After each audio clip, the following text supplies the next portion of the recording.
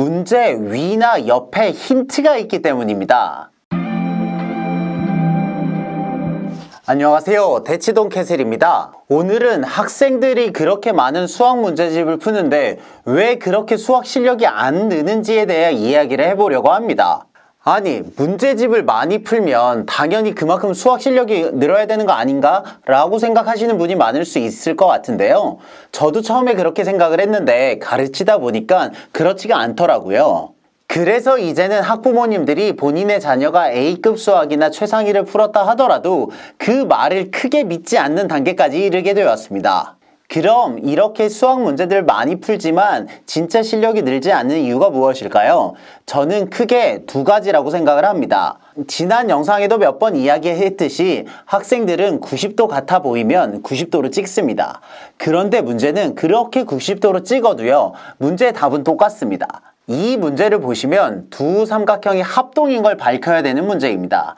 이 합동은 ASA 합동인데 결론적으로 이 두 개의 삼각형이 가운데 각이 같다는 걸 밝히는 게 제일 어려운 일이거든요. 원래는 이 똑같은 각을 찾아내는데 굉장히 에너지가 많이 드는데요.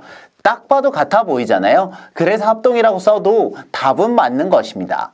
그렇기 때문에 어머니들이 그 문제집의 동그라미를 보고 이 학생이 진짜로 맞아서 친 동그라미인지 혹은 90도 같아서 찍은 동그라미인지를 구분하기가 어렵습니다. 그래서 문제집을 있는 그대로 신뢰하기가 어려운 것입니다. 두 번째 이유는요, 저는 이게 첫 번째 이유보다 더 크다고 생각을 하는데요. 문제 위나 옆에 힌트가 있기 때문입니다. 이거는 주로 심화 문제집에서 발생하는 현상인데요. 이제 심화 문제집의 입장은 이런 겁니다. 너무 쉬워서 학생들이 못 풀면 안 되잖아요. 그래서 어려운 문제들을 많이 내는데요. 가장 어려운 단원의 문제들이 너무 어려운 겁니다.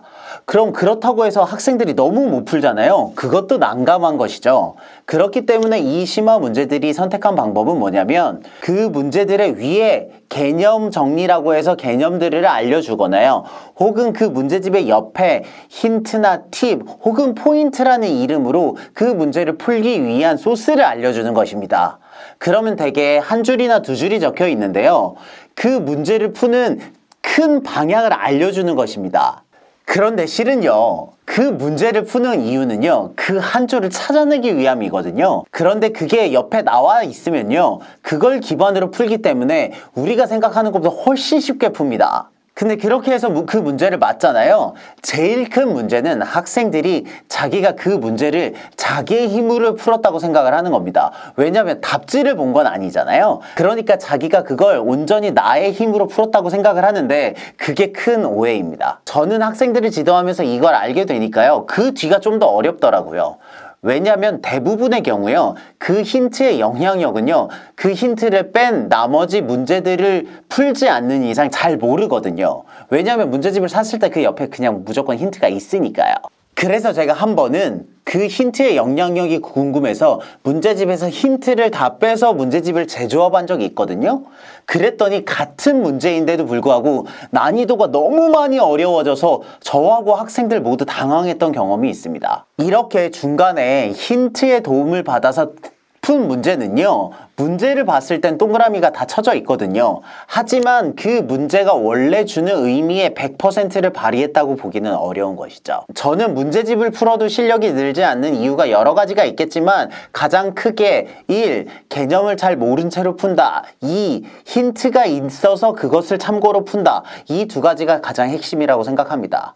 그러면 학생들이 이 문제집을 얼마나 잘 풀었는지 어떻게 확인하면 좋을까요? 가장 확실한 방법은요, 문제집을 가지고 와서요, 그 중에 학부모님들 봤을 때 딱 어려워 보이는 거 있잖아요. 그런 거 몇 개를 우리들의 눈앞에서 풀어보라고 시키는 겁니다. 더 좋은 것은 그 문제들만 따로 적어서 깨끗한 형태로 다시 주면 금상첨화입니다. 만일 그 상태로 그 문제를 학생들이 깔끔하게 다시 푼다, 아는 게 맞습니다.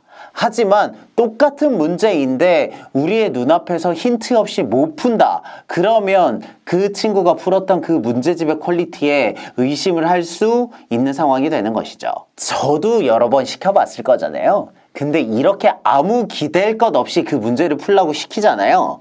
생각보다 쉽지가 않습니다. 제가 시도했던 많은 학생들이 스스로의 실력에 대해 굉장히 당황한 경우들이 많습니다. 왜냐하면 집에서 풀 땐 잘 풀리는데 제 앞에선 잘 안 풀리니까 말이죠. 이럴 때 학생들은 선생님 앞이라서 잘 못 풀었다 뭐 이런 종류의 변명을 대는데요. 제가 봤을 땐 그게 상황의 문제가 아니라요. 이거저거 도움을 받았을 때와 도움이 없었을 때의 차이라고 생각을 합니다. 그렇기 때문에 이렇게 최대한 생짜로 아무것도 없는 상태에서 문제를 푸는 연습을 해야 진짜 실력을 기를 수 있다고 생각을 합니다. 제가 항상 드리는 말씀이지만 가장 빠른 선행은 2번 하지 않는 선행입니다. 그렇기 때문에 문제집의 푼 종류와 양에 집착하기보다는요. 자기가 선택한 그 문제집을 처음부터 끝까지 얼마나 깔끔하게 풀었는지에 대해 조금 더 집중을 하시면 우리들이 원하는 진짜 수학 실력을 얻을 수 있을 거라고 생각을 합니다. 자녀들을 교육하는 학부모님들을 응원합니다. 저는 대치동 캐슬이었습니다. 감사합니다.